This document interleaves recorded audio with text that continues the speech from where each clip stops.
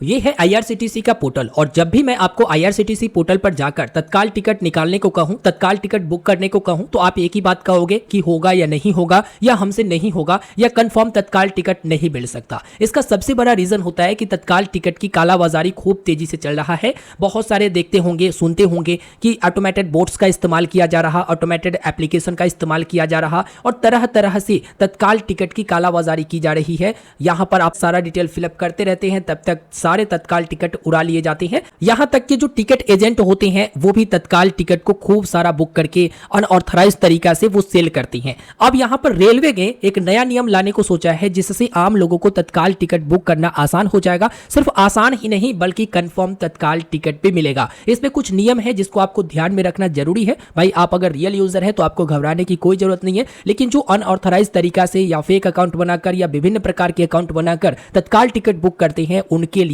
अब उपाय नहीं है। रेल मंत्री की तरफ से नया नियम लाने की घोषणा की गई है जो कि इसी मंथ के एंड यानी लास्ट तक आ जाएगा। सबसे पहले कहा गया है कि ई आधार ऑथेंटिकेशन किया जाएगा, यानी जब भी आप तत्काल टिकट बुक करने जाएंगे तब आपको ई आधार ऑथेंटिकेशन किया जाएगा। एक ओटीपी आएगा और ओटीपी फिलअप करके उसके बाद ही आप तत्काल टिकट को बुक कर पाएंगे वेरीफाई करके। और ना सिर्फ ये IRCTC पोर्टल पर बल्कि आप रेलवे के काउंटर पर भी जाएंगे ना तो ई आधार ऑथेंटिकेशन वहां पर भी अनिवार्य किया गया है ताकि सही लोगों का पहचान किया जा सके और तत्काल टिकट उनको दिया जा सके या तत्काल टिकट वो बुक कर सके। इसके अलावा एक और बात कही गई है कि देखिए IRCTC अकाउंट बनाने के समय बहुत लोग आधार लिंक नहीं करते हैं, ठीक है, ऐसे ही IRCTC का अकाउंट बना देते हैं और फिर तत्काल टिकट बुक करके सेल वगैरह करते हैं।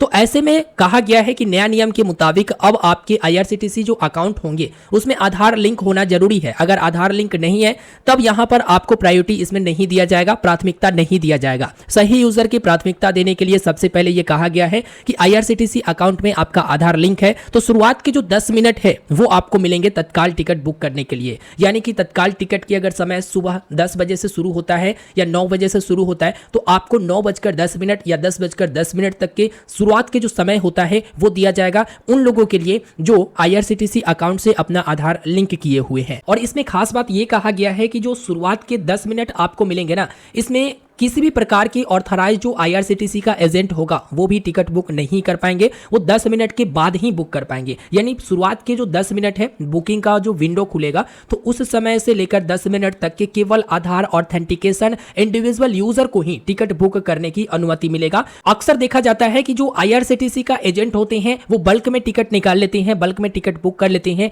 या रीसेल का आरोप उन पर लगातार लगते ही रहता है। इस चीज को देखते हुए IRCTC एजेंट पर भी ये नियम बनाया गया है कि देखो शुरुआत के 10 मिनट में आप भी टिकट बुक नहीं कर सकते हो। शुरुआत के 10 मिनट सिर्फ उन लोगों को मिलेगा जो अपना IRCTC अकाउंट में आधार लिंक किए हुए हैं और ई आधार वेरिफिकेशन करेंगे, ई आधार ऑथेंटिकेशन करेंगे। वही जो रियल यूजर है वही IRCTC से या काउंटर से टिकट बुक कर सकेंगे। और एक और बड़ी खबर निकलकर सामने आ रही है कि अब आपका आधार ट्रेन में भी वेरीफाई किया जाएगा। होता यह है कि दूसरे के नाम पर टिकट बुक करके वो सेल कर लेते हैं, डुप्लीकेट आधार कार्ड बनाकर आपको टिकट दे देते हैं। अब इस स्थिति में यह बात याद रखिएगा कि अब ट्रेन में भी टिकट चेकिंग के दौरान आपका आधार कार्ड वेरीफाई किया जाएगा। अगर डुप्लीकेट आधार कार्ड के साथ पकड़े जाते हैं या फर्जी तरीके से टिकट लेकर यात्रा करते हुए पकड़े जाते हैं तो आपको उपाय नहीं है। याद रखिएगा यह भी नियम लगने जा रही है। देखना शेष है कि यह नया नियम लगने के बाद आम लोग किस तरह से कितना तक के कंफर्म टिकट निकाल पाते हैं। उम्मीद है